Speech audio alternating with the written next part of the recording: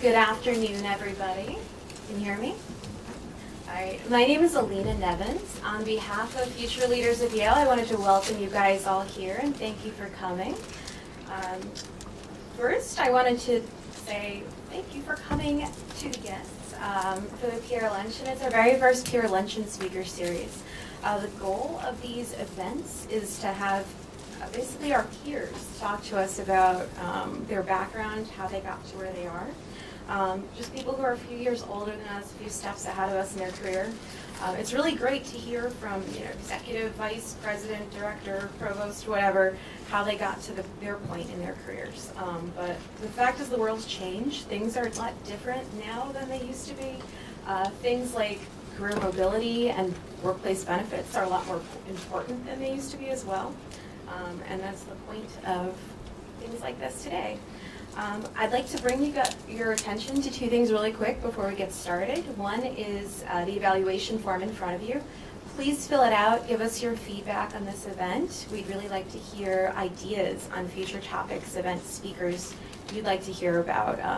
Future Leaders of Yale is here for young professionals, for you guys at Yale. So please let us know what you'd like to hear. Two is that we are videotaping, so if you don't want to be on tape, don't come in front of the room. So without further ado, I would like to welcome Susan West. She's going to talk to us about taking advantage of your benefits at Yale. Thanks, again, thanks Lena for that introduction. So I'm going to be stuck at the podium, and I apologize for that. We just want to make sure that you can all hear and that the video can hear. So just a little bit about me. I'm not really anybody special. I'm just someone that happens to have come to Yale. Oh, it's not showing. There we go. Someone who came to Yale just 3 years ago or a little less. I came from New York City, and I was in a new city. I had no car. I live with my wife, so there's two of us with no car. We were living in Worcester Square and really trying to figure out the city and this life in New Haven, coming from Manhattan, and what was available to us, what wasn't available to us. So we really just have been taking advantage of every single benefit we could think of since we've been here. So hopefully this is fun. I mean, this is intended just to be like, I don't know, hey, did you know about this? And if not, share something else that you know about. My day job is I work in ITS. I work for Len Peters, the CIO, in the office of the CIO, and I do communication stuff there. I see some ITSers here. So anyway, so we'll get started. So this is just my little fun and silly guide to taking advantage of Yale's benefits, or how to get the most out of your experience at Yale. You guys have all seen those Explore HR announcement thing. So this is another way to, I consider, exploring. Or what to do if they don't pay me quite enough at Yale yet. So that's a yet, because don't worry, future leaders. All I mean by that, that's just joking to say, like, no, Yale's benefits are awesome, and there are a lot of resources that are poured into these benefits, so let's take advantage of them, and you use them and utilize them, and it will actually save you money in the long run. So the first is maybe the most obvious, and I won't dwell on it, but just the health benefits, like the health and wellness benefits that are explained to us on a regular basis, on a yearly basis. We have to go through open enrollment, blah, blah, blah, blah, blah. Some things that I love the Yale Health Plan. I mean, if you're not on the Yale Health Plan, you have your choice, which is great. But they have been so good to us. And it's also like cost us little to nothing. I mean, yes, I know that our contributions exist now and they're sometimes going up, but still, relatively, this is an awesome benefit. So if you've ever wanted to think about it, for among other reasons, not just financially, I find the Yale Health Plan to be awesome. I've worked at 5 different universities across the country. By far, this is the best health plan I've ever been a part of. It is not only low cost again, but awesome care. So just a shout out for the Yale Health Plan and say that just consider it if you or have chosen something else, and take a look at it again. It might be a worthwhile look. The Employee Assistance Program. So our Employee Assistance Program is covered by Magellan, and I have found it to be really useful in my personal life. I have called them for advice about things, called them to get connected with a professional, called them for a lot of things, and I find it really useful. There's no fee, it's included. There's, they pretty much have information about me already, so I don't have to go through this whole process of explaining things. And it's been awesome for us personally. And there's this cool thing that I don't know if everybody read Mike Peel's recent statements about, or I'm not even sure if it was sent to the whole campus or not, but I think it was his most recent announcement. Yeah, okay, to managers, okay. So at the bottom, so whether or not your manager passed it on to you is one thing, but at the bottom of it was this whole announcement of a new benefit, which is a My Personal Assistant, which is something like, I bought a house in the past year, and we need a new kitchen, but I don't have time to do the research on finding the best contractor or finding the best kitchen designer, or whether or not I can even afford it. And this personal assistant can help you do that. They can help you call them and say, I need this, and they would compile all your information and bring it to you. And whether or not you use that information, it's up to you, but at least the service of compiling it and figuring it out is there. And that's just another one I haven't taken advantage of yet, but I definitely have my eye on. And it would come in handy. So it's not just house projects. It's you needed to figure out to have someone at home at a certain time because you're having some, furnace, you're having your furnace cleaned and somebody needs to be there. I mean, that's amazing. So check that out. My Personal Assistant is what it's called. So that's something really cool, especially if you're busy, which I think we probably all are, working really hard.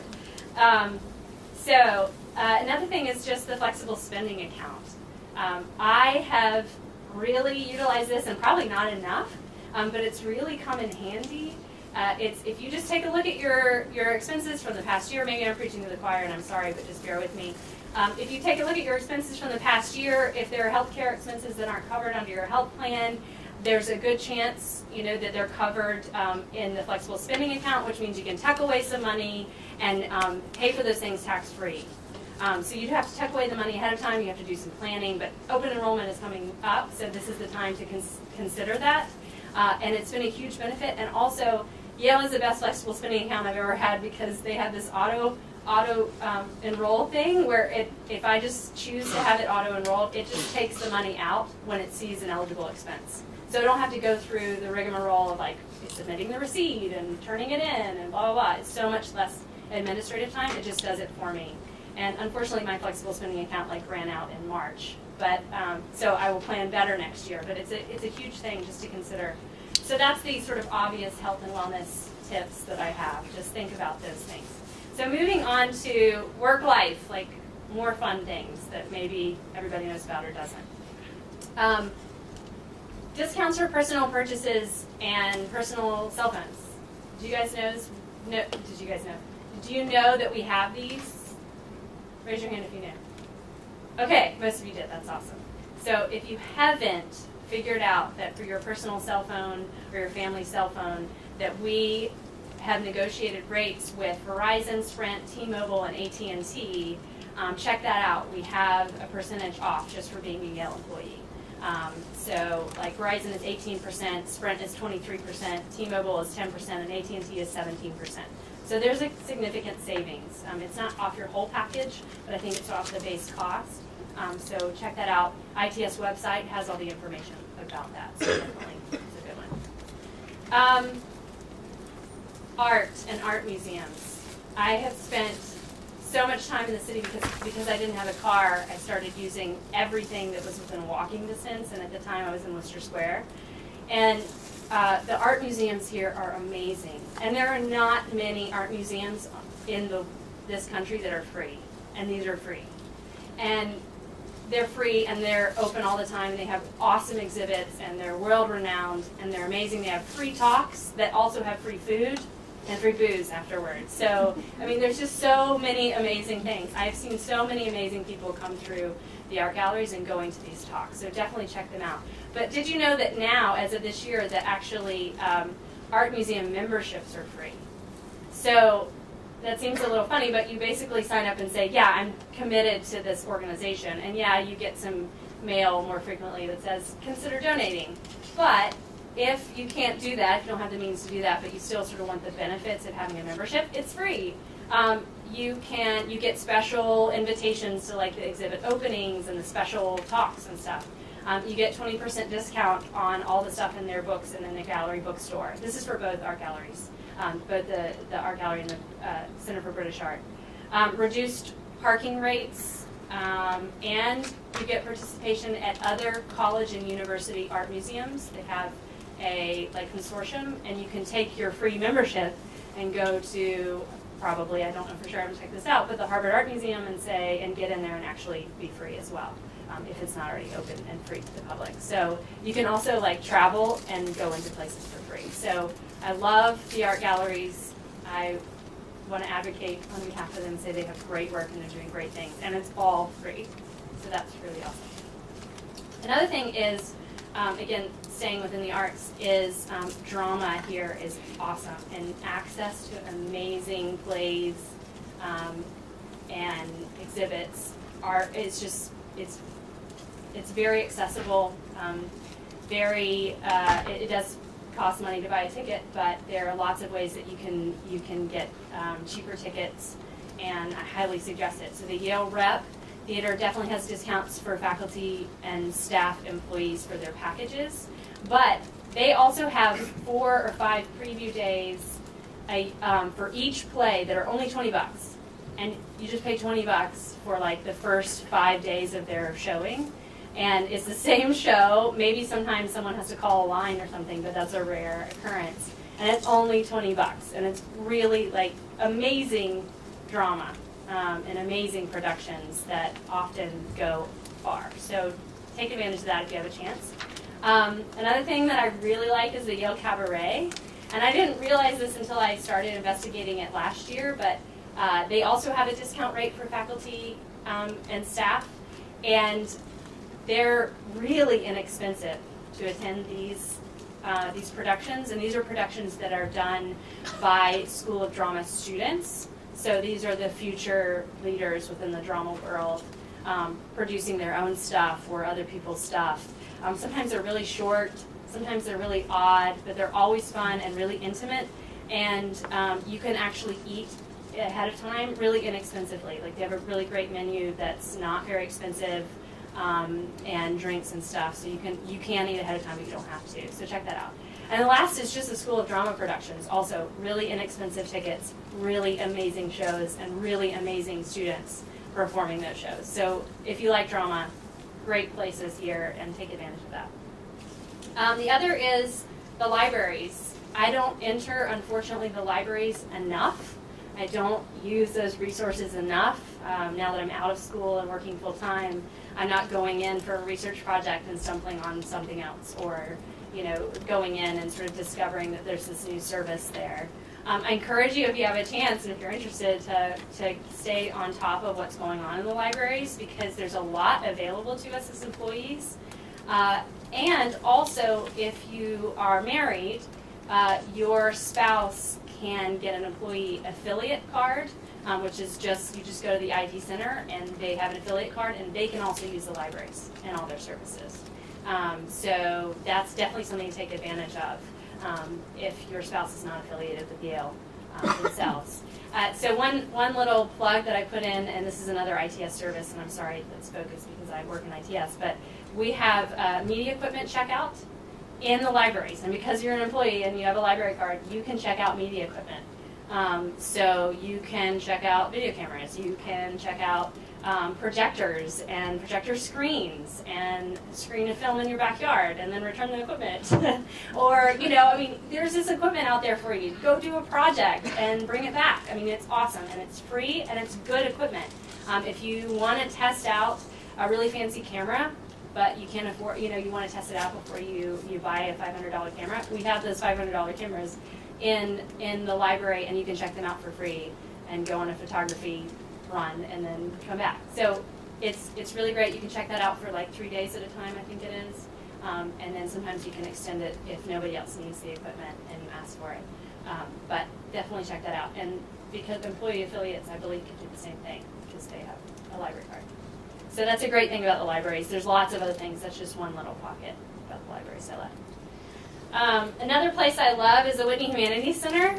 So this place shows amazing films and also a lot of panels and presentations about those films. And often the directors are there or the stars are there, or I don't know, we always have these amazing people that I have, always wanted to see in person, in a very intimate setting, like having a conversation, and you usually can ask them a question. Whitney Humanities Center has really amazing shows. So if you're not already on their list, get on their list because it's always interesting. And I've seen the most fascinating things there, and it's free to you as well. So it's another awesome thing. Another one of my favorite things is lynda.com. And I know that this is the message about lynda.com is coming out of HR a little bit more too. Raise your hand if you know what lynda.com is. Okay.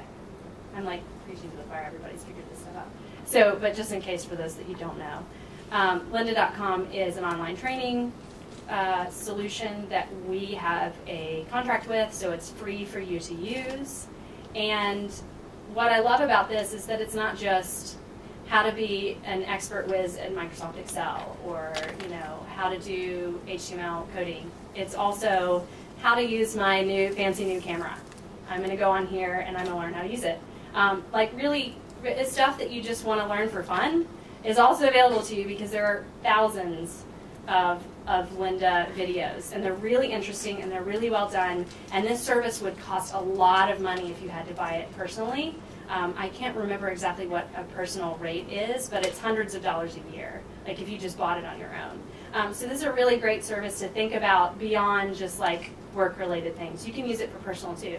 The other great thing about it is you can download it onto a device, like if you have an iPad or a tablet, and if you're on the plane and you want to watch it on the plane offline, you can watch it offline too. So you can continue to learn even offline.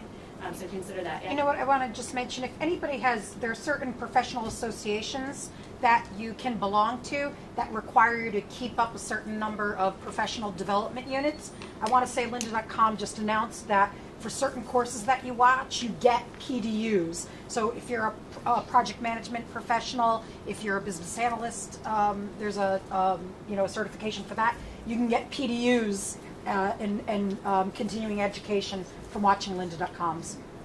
Did everybody hear that? Okay. Cool.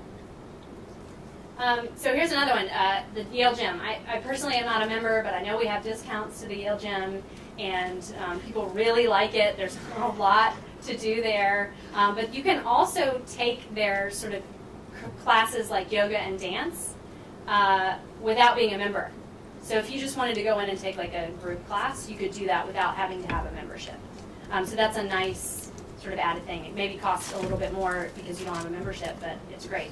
They have West African classes there. I've taken an amazing West African class there, West African dance. So check that out. The other thing is this is something that in Science Park we felt like we are enough distance from the gym and sort of separated and couldn't quite get at lunchtime everybody over to the gym.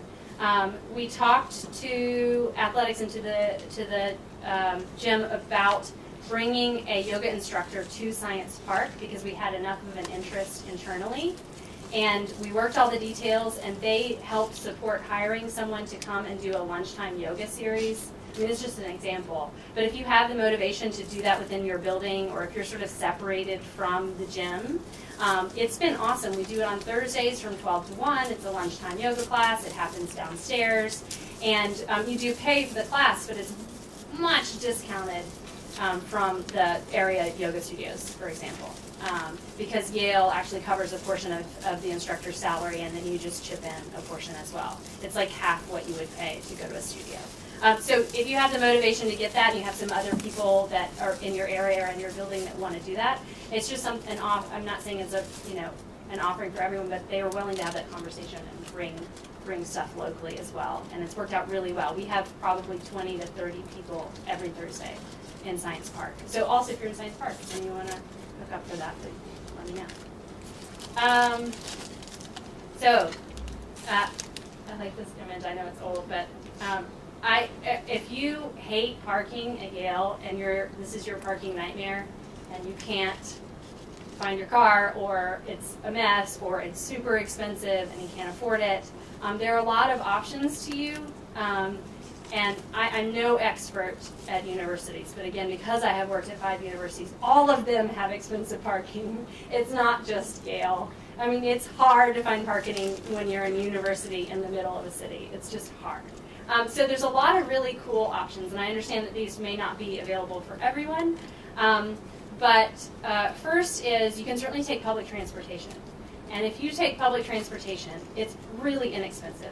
A 10-ride bus pass, which virtually never expires. I think the one I have expires in 2023. So my 10-ride bus pass is $13.50. So it's $1.35 to ride the bus one time. And I can get pretty far in my bus pass, and I use it a lot, and it's a really great thing. I understand not everybody lives in New Haven, but if you are in New Haven and you're sick of the traffic and the snarl, I honestly get there just as fast, if not faster, than when I take my car in and try to find a parking spot because I don't have a parking pass. And if you get a bus pass, or if you ride the train, or you commute in some other public transportation, you can get free parking passes for transportation. So you just call transportation and you say, thanks. You call transportation and you say, I do this regularly, and they'll give you a certain number of passes so that on occasion when you need to drive, you can, and you can park safely. And that's free. So that's a great thing for transit.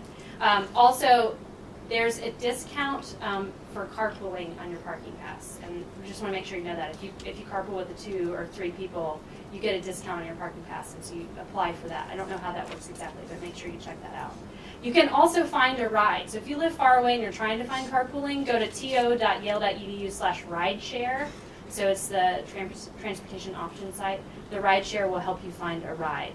I was just talking to a colleague the other day who lives way out of town, really, really wants to carpool, but doesn't know who lives near her. So it's a great option.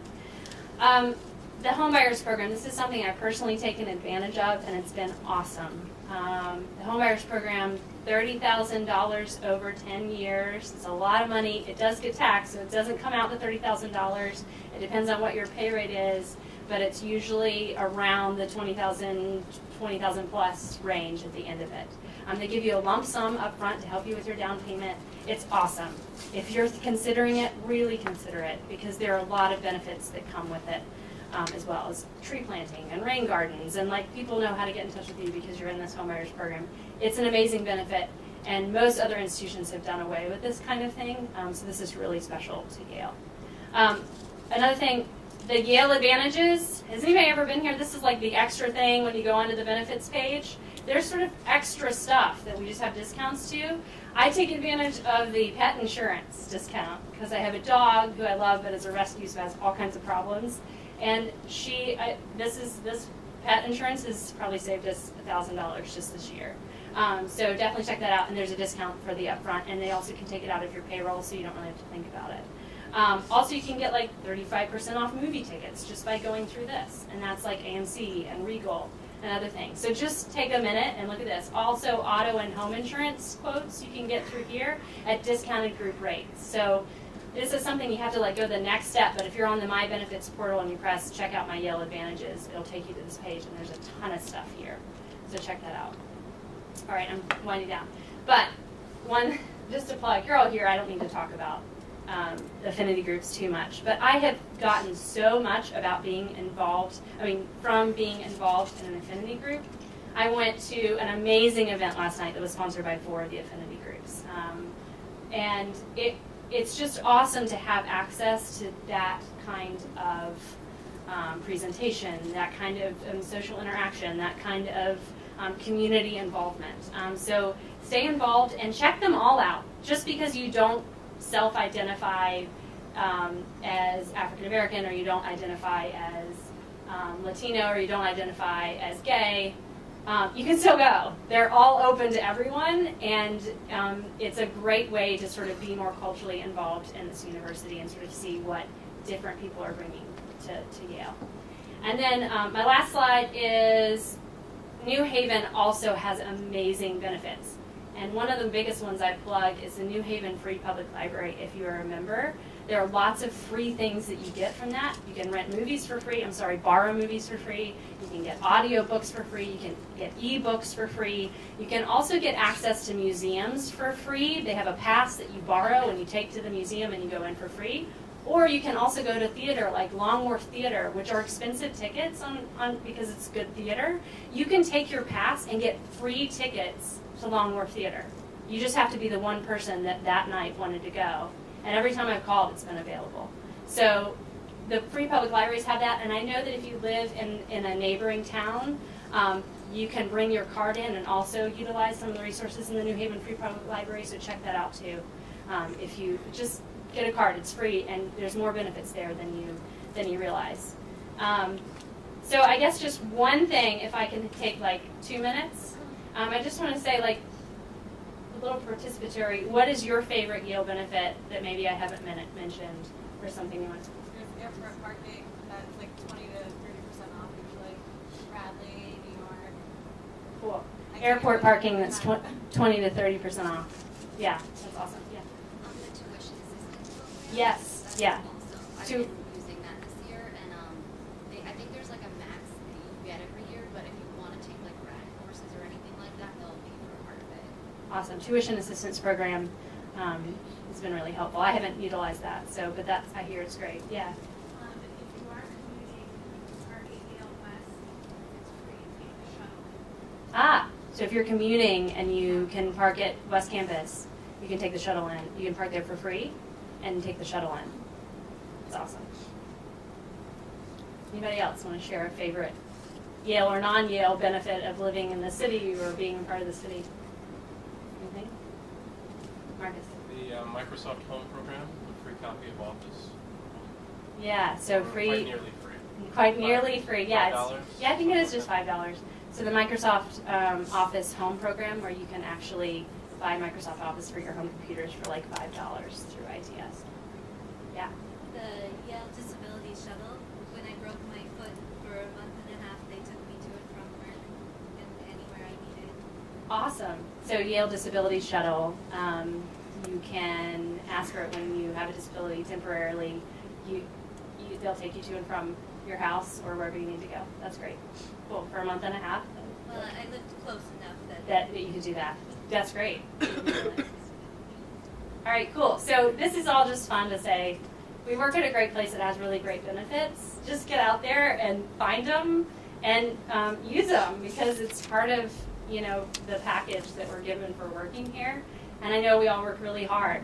So take advantage of living in this city and being at this institution that has access to so many amazing things. So.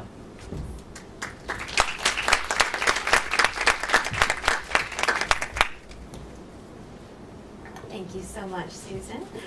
In case you missed anything, we're going to post the links and the slideshow on our website, fly.yale.edu. So definitely go there. There are a lot of other events and news for young professionals there as well. Next, I want to introduce Adriene Radcliffe. She's social media evangelist. Collaboration in social media. Yep, that's a mouthful. And she also works in ITS. She's going to talk to us about career mobility at Yale. Thanks. Thanks, Lena. How y'all doing today? I feel a little tethered here because of the camera. I'm usually a walker and a talker, but I'll try and hold myself down. I want to impart to you that your career is really in your hands. And a lot of people don't feel that way. A lot of people feel that, they're just sort of drifting through their career and waiting for opportunities to happen to them. And I am here to tell you a different story. I have been with Yale. And so I used to do technical support on projects that Yale was doing with IBM equipment. My contact said, "Wow, you got back to me really, quickly, and you're so thorough. Thank you. You're really smart. We could always use smart people like you at Yale. You should come here and work." I was like, yeah, thanks a lot. And then I thought about it, and I was like, I'm working for IBM, like for the best company in the world. If I'm going to work for the best, like what would be better than working for Yale University? I mean, that's like the best too. So I'm going to go from the best to the best. And sure enough, so I applied for a job. Believe it or not, it was in this building, SOM, my very first stop. And I got a job as a programmer here. So I was a programmer at SOM for my very, very first job. And then my career path at Yale looked a little like this. So I went from a programmer to building the IBM baseband network in this building. So I became the network manager. When the central IT group learned that I was doing networking, they were fascinated and came over and said, we need somebody to help us get started with networking. And it was because I called them over to see what I had done. So a little bit of self-advocating. Come on over and see our network. Let me show you what you can do with some cables, a little bit of software, and some personal computers. I got a lot of the personal computer knowledge when I worked at IBM. So they were like, yeah, that sounds great. So I went over and I started the Macintosh network services. So the old PhoneNet network that we had at Yale, which was actually quite prevalent way back in the day. From there, I cannot stress to you, one of the things I want to stress is always stay up to date on what is happening in your particular field, always. Even if it's something a little bit above what you are doing, get a general understanding at all times of where your industry is going, whatever field it's in. So now I'm doing some reading, and I find that, email, believe it or not, we didn't even have email back then. Email is like the new thing. Everybody's going to start having email systems, and we're going to send stuff electronically to each other, documents and whatever. I'm like, wow, that's really fascinating. We got to get up on that, right? So, it used to be you had to log into the mainframe to use their mail. And I'm like, no, there's ways of doing this with distributed systems. Let me give you an idea of what that could look like. And I pitched it. And they were like, you know what? Let's do it. Go for it. So now I become the QuickBase mail manager. So now I'm the mail manager. And I'm working in a group with a bunch of Macintosh system administrators. We're spreading it. It's all over campus. We're moving over to the School of Medicine. I mean, it was a great job, and I self-advocated for that, and I got that and made it happen. Pretty soon, I thought to myself, this whole desktop thing with people using their computers, this is going to start taking off. And you know what? I want to be on that train. So I bought myself a computer at home, and I started working on it so I could understand more about what kind of things you could do with a personal computer. How can you help other people use a personal computer besides constantly refreshing it and doing things like that, using the network to your advantage. I pitched starting up a group called the Distributed Computing Support Group, and it was a group of individuals that went out and fixed and helped people with their computers. And so we did that for a couple of years. So I was the manager of a distributed support group. At that time, the School of Medicine was also running a large mainframe AS400, and I'm going to be completely honest with you here on this one. There were not a lot of managers that were women in computing, and I was not seeing the opportunities for me beyond basically a mid-level manager that I was at the time, sort of a technology manager. And so I said, I need to do something. If I'm going to keep this train moving, I need to go find the place where they're going to move women. All right. So at the School of Medicine, Stacy Rui was the female chief information officer, and she had working for her a director, Mary Early, who was also a woman. And I just called up Mary, and I said, I want to come over and have lunch with you and talk to you about the School of Medicine, and I want to know about the opportunities that are going on over there. And I went over, and I sat down, and I had lunch. I talked a little bit about what I did and what I was hoping to do in the future. 6 months later, she called me up and offered me a job as a manager there to help build a desktop support group like I had done on Central Campus. So I went over to the School of Medicine, and I worked there for 8 years, also, again, in a variety of roles and things that I advocated for and talked about. So from there, I went as a manager in medical administrative systems. I started a desktop support group. I managed the desktop support group. when I realized that people were just calling the technicians directly all the time, I said, you know what we need? We need a freaking help desk. Oh my God. So we started a help desk. So I started the help desk and I managed the help desk for a little while. So that was another one of those roles. See something, see an opportunity, pitch it, ask for it. That is the one mistake that I see over and over again. People see opportunity, they see a good idea, there's evidence in your own business area that something like this will work, and we don't say anything. Speak up. That's what partially that's what being a leader is about. Leadership is about finding opportunities and creating opportunities and letting people know that you see the opportunity. Now, sometimes it doesn't always work out perfectly. And I'm gonna hop to an opportunity in a minute that shows you how even when you pitch something and even when you want something, you might not get it the first time, but you can continue to work at it. At that point, the help desk and the desktop support team had gotten really big. And I realized that, I don't want to like manage just teams of people over and over again. I want to keep the train moving up. I want to do something bigger and more exciting. One of the things that I sort of excelled at was sort of starting things up. And I said, you know what? Technology is moving so fast. We need a technology planning group.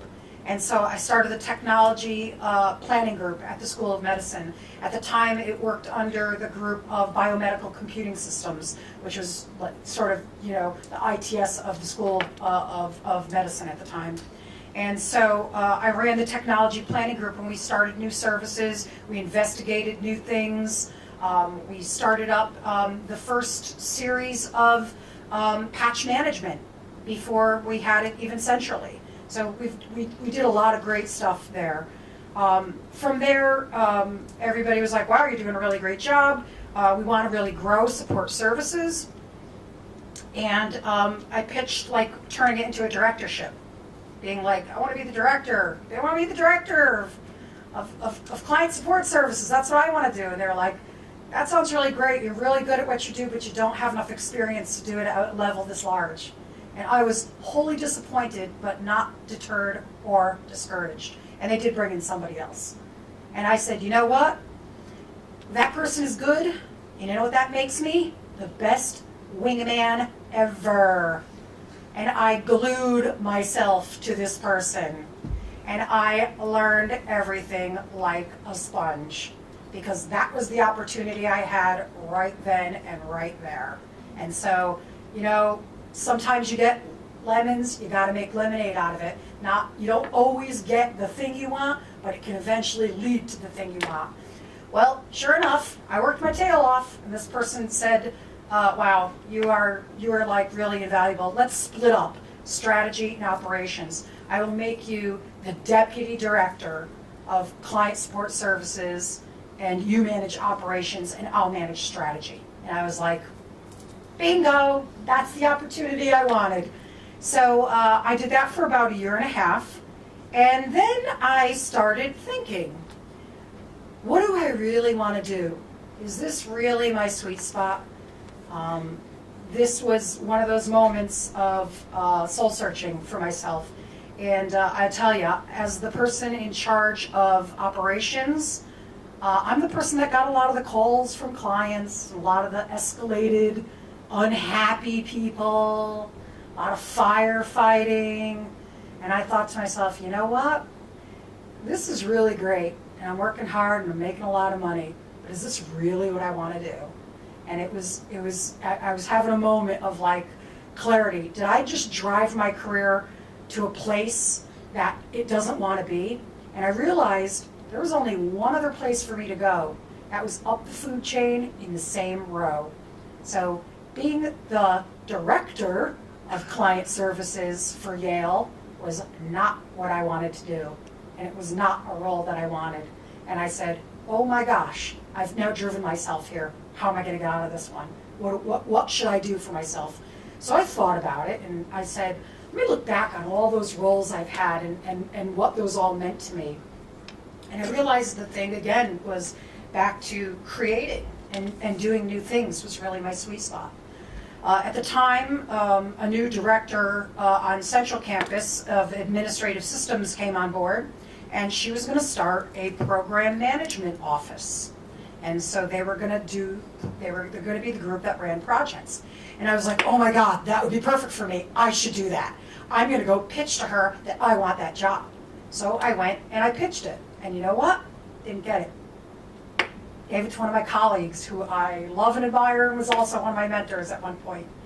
But I was not deterred, and I said, what do I need to do to get into this group to move my career somewhere else? And he said to me, the truth is what I really need right now are project managers. And guess what? You're smart, you are hardworking, and you are bright, but you do not have the criteria that I need to take you on board. And I was like, okay, what do I gotta do? Tell me, I'll do it. Right? It's Bob Condon. I don't know how many of you guys know Bob Condon. He's a great leader, very honest, was a fantastic mentor to me. And he said, I'm looking for project managers, which means you need to have your PMP, that's your project management professional certification.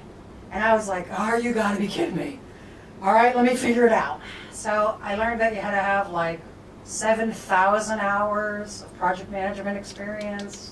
But you know what? When I looked at all the work I had done and I broke it down, I had the hours. I took a prep course, I got the certification, waved it around and said, guess what, Bob, I got my certification. And he was like, yes, come on board. So I went over and I worked as a project manager for Bob Condon. Now, I'm gonna just pause for 1 second.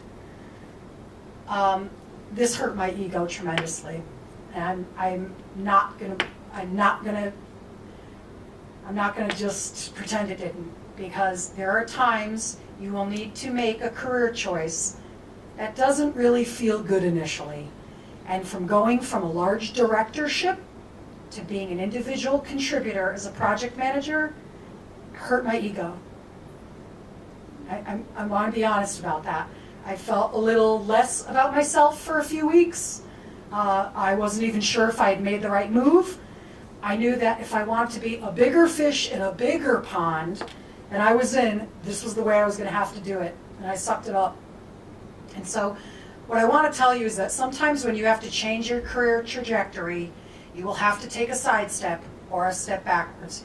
It's like taking a road and finding that it doesn't go where you want to and you need to back up down the highway and get off at another exit. It's going to happen to you. And it will happen to you if you think planfully about what you want to do. I didn't just do that willy-nilly. I mean, I did that because I thought hard about what I wanted to do and what I wanted my career to look like. I didn't want my career to look like, I would have a great title in front of it, but I would have, people at my door every day and I'd be fighting fires, and that was not what I wanted my career to look like. I wanted my career to look like creating things, building things, and doing new things. And I got myself there. And so you know what? I got to go work for Bob Condon, and I did exactly what I did in the role before. I glued myself to him. And every day, what can I do? What can I do for our group? Oh, I'm sorry, you're not available? Let me run the team meeting this week. Every minute that you have an opportunity to say you want to be a leader, whether it's overt or covert, right? Take the notes at the meeting and offer to post them and send them to everybody. If you have any questions, let me know. That positioning of yourself will make you a leader. We need volunteers for blah, blah, blah. Shoot your hand up. Not just because you're going to look like a brown noser, because you will a little bit, but that's also a good thing. The truth is, when you volunteer to do things, you will meet people you haven't met, you will network with them, and when people see people volunteering and doing things, they think about leadership. Because it takes leadership to step out of your area and try something that is not directly in your comfort zone or not directly in your line of business. So opportunities to volunteer, raise your hand. Every time just find every little opportunity to do that. By putting yourself in those positions, those small positions of leadership, taking the notes at the meeting, sending those out, saying, if you have any questions about this, please let me know. Become the go-to person of the person you work with. Because you know what will happen after a while? They'll realize that you are. This is my go-to person. They're there every day asking me what I can do for them, what they can do for me, what they can do for our org. offer to do things for the group. You need somebody to do something, volunteer to do it. And you know what? Then go co-opt your colleagues into helping you do it. And by doing something small like that, again, you're going to be the person that's seen as the coordinator and the leader of that. So, from project manager to assistant director of the project management office. And then, when they started the Yale Next program, they tapped me and said, we want you to manage the program office for Yale Next, which was the next giant initiative. So I did get tapped for that one because I said, I want something bigger than small projects. I want to run a program. I want to run the program. I want to run a really big program. They brought in John Jabilian, excellent program manager. What did I do? Glued myself to him. As soon as it was over, they made me the director of the PMO, and that's what I wanted. So sometimes you just glue yourself to the person, learn everything you can from them, right? And then make it known what you want to do. I want to be the next director. I want to be the next manager. I want the next opportunity. Say it. Say it out loud so you don't just imply it, so that they know it. That your boss knows it, the people around you know it. Groom yourself for it. Dress for it. If you are not dressing like your manager or the job that you want next, people will not envision you in that role. Let me tell you, I wore suits stiff as ever for 15 years as I was rolling up that turnpike of career. Because that's what you got to do. You got to look the part, you got to act the part, you got to take the opportunities, even the little ones, and you got to take advantage of all of those things. From the Yale Next PMO, Director of Operations, we then started this thing on relationship management. We had relationship managers for all the different areas of the university. And I said, you know what? We're like the shoemaker's children that have no shoes. IT always helps everybody but themselves. We need a relationship manager for ourselves to run our own programs, our own projects, and advocate for the things that we need in IT. Great proposal, they bought it. I got to write my own job description. So I was the relationship manager for foundational IT. And when the next big week had a new CIO, Len Peters jumps on board. First thing he wants to do, he wants to know, what do we need to do in IT? We need to start up service management. We need somebody that knows how to start up and mobilize people. And I raised my hand. And I'm like, that's me. If anybody can mobilize anything, it's me. Proven by my 27 years of service and 19 jobs, I can do anything. Doesn't matter what it is. I had no freaking clue, people. I went and I got myself IDLE certified, just like everybody else in IT did. And I studied it, I read it, and I called 1,000 other people that have done it. I went on LinkedIn and connected with all the experts. I read what they read. I read what their colleagues read. I joined every group they were part of so I could learn, walk the walk, talk the talk. And you know what? I absorbed a heck of a lot, because it was not long after that our service management program really started rolling. And then you know what? Other universities and other places started reaching back to us. And whenever I had an opportunity to talk about it, post about it on social media, use my blog to talk about it, people began to see us as the experts. And then other places were reaching out to me and asking me to help them. And when you can get global recognition just from publishing your own work and talking about it, that's one of the keys to being a leader. So you can do that even in your own job. Use social media, use blogging, use your LinkedIn. If you do not have a LinkedIn account, you are missing out big time. That is a serious tool for your career. You put your resume, you put projects, put certifications, courses that you take, anything you've ever done at the Learning Center, put in there. Your affiliation with all these groups that Susan talked about. For this group, say that you're part of this group. I posted today that I was speaking to your group. By doing that, people know that I'm out there and I'm speaking. That's how you build a career. From the Director of Service Management, Len had all these crazy titles up on his board. And one of them said, Collaboration and Social Media Evangelist. And I thought to myself, oh, that's really cool. I only know a few people that really use social media like really, really well. I think I'm one of them. I use LinkedIn, I use Twitter, I'm always talking about my work. I realized I had elevated our service management program really as a globally recognized program through my use of social media. And I was like, you know what? I think I want a job like that.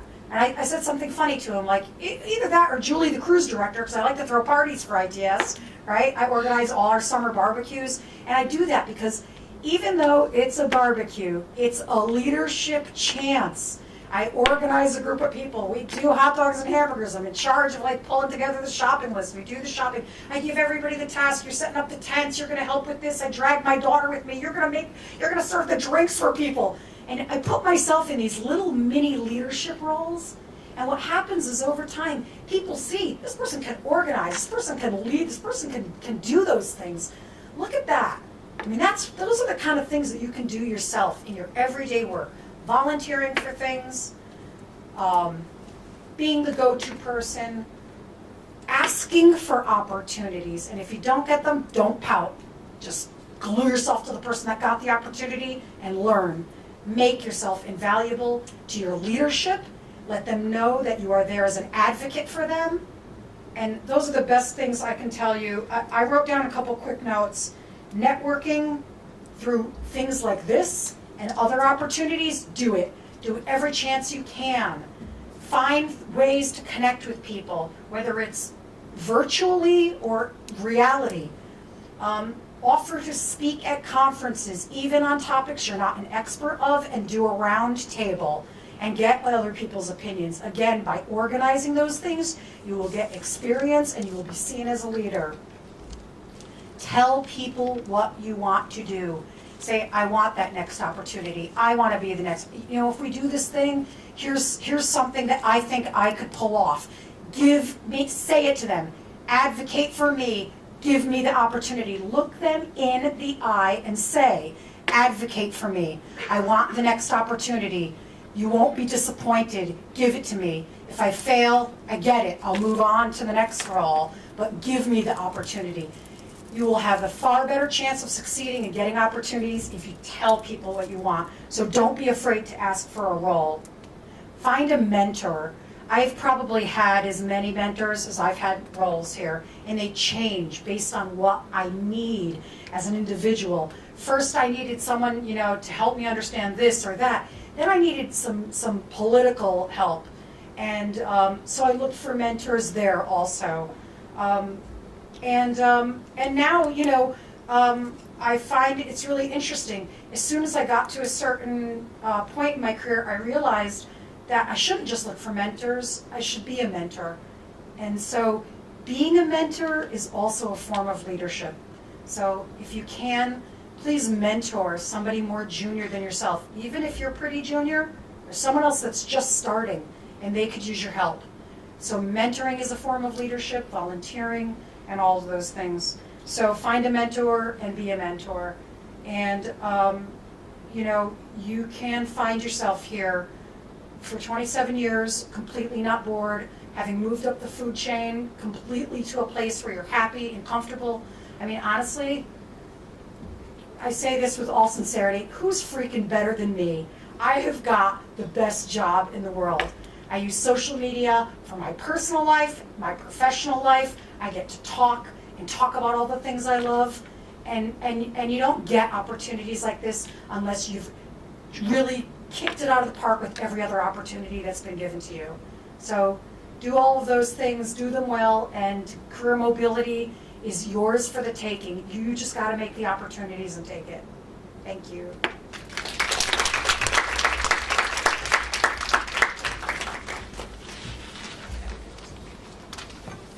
Thank you so much. You guys are great. Are there any questions for either of our speakers? They're happy to answer your questions. All right. If not, you can always come up here afterwards and ask. If you have any questions about Fly, I'm here also. Please take our awesome pens. They have a stylus on the back, and you can write on your touch screen with gloves on.